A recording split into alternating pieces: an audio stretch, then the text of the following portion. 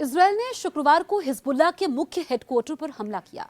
इस हमले के बाद इजरायल की ओर से दावा किया गया कि हमले में हिजबुल्लाह नेता हसन नसरल्लाह मारा गया है। हालांकि हिजबुल्लाह ने इजरायल के दावे को खारिज कर दिया है। आइए इस खबर में जानते हैं हिजबुल्लाह नेता हसन नसरल्लाह के बारे में। वो 16 वर्षीय बुद्धिमान और धार्मिक प्रवृत्ति वाला लड़का था, जिसने आपको बताएं कि अब्बास अल मुसावी की नजरों में अपनी जगह बनाई, जो आगे चलकर हिजबुल्लाह का नेतृत्व करने लगा। आपको बताएं कि ये इजरायल से लड़ने के लिए बनाया गया लेबनान आधारित संगठन था। इजरायली सैन्य एजेंसियों को ये एहसास नहीं था कि नसरल्लाह, जो उस समय सिर्फ 32 साल का था, हिजबुल्लाह को मुसावी की कल्पना से भी ज्यादा शक्तिशाली और खतरनाक संगठन में बदल देगा। उसकी अगुवाई में हिजबुल्लाह न सिर्फ मजबूत हुआ, बल्कि लेबनान की सरकार का हिस्सा भी बन गया। मिडिल ईस्ट सबसे शक्तिशाली खिलाड़ियों में से एक नसरल्लाह 2006 में इजरायल के साथ युद्ध के बाद से छिपकर रह रहा है।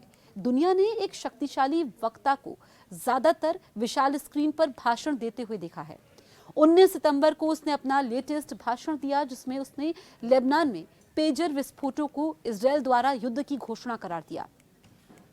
हिजबुल्लाह प्रमुख होना नसरल्लाह की एकमात्र पहचान नहीं है। नसरल्लाह का जन्म 1960 में बेरूत के एक गरीब इलाके में हुआ था, जहां ईसाई, अर्मेनियाई, इसके अलावा फिलिस्तीनी रहते थे।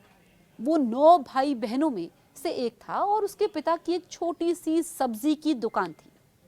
उसकी शादी फातिमा यासिन से हुई और उसके 4 बच्चे हैं। हिजबुल्लाह का गठन जून 1982 में फिलिस्तीनी मुक्ति संगठन के हमलों के कारण लेबनान पर इजरायल के आक्रमण के जवाब में किया गया था। लेकिन मुसावी से हिजबुल्लाह की बागडोर संभालने से पहले नसरल्लाह ने लेबनानी प्रतिरोध रेजिमेंट के रैंकों में अनुभव प्राप्त किया। नसरल्लाह ने हिजबुल्लाह में खुद को कैसे स्थापित किया, ये आपको बताते हैं।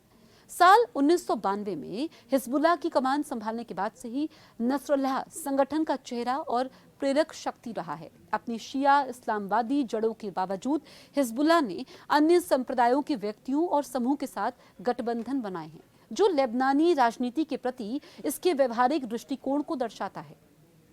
नसरल्लाह खुद एक रूढ़िवादी इस्लामवादी नेता नहीं है। उसने कभी भी महिलाओं के लिए इस्लामी बुर्का को बढ़ावा नहीं दिया। एक चतुर राजनीतिक और सैन्य नेता, नसरल्लाह ने लेबनान की सीमाओं से परे हिजबुल्लाह के प्रभाव को बढ़ावा दिया है। हिजबुल्लाह एक मिलिशिया की तरह काम करता है। हिजबुल्लाह ने 2011 में सीरिया में विद्रोह को दबाने में मदद की, जिसने राष्ट्रपति बशर अल असद के शासन को खतरा पैदा कर दिया था। ईरान की मदद से नसरल्लाह ने हिजबुल्लाह के भीतर नेतृत्व की चुनौतियों को भी हराया है। वाईनेट न्यूज के अनुसार 1997 में पूर्व हिजबुल्लाह नेता शेख सुभी तुवाफली ने नसरल्लाह के खिलाफ विद्रोह का नेतृत्व किया, लेकिन नसरल्लाह के लोगों ने विद्रोहियों को निहत्ता कर दिया। इजरायल के साथ युद्ध के बाद नसरल्लाह हीरो बन गया।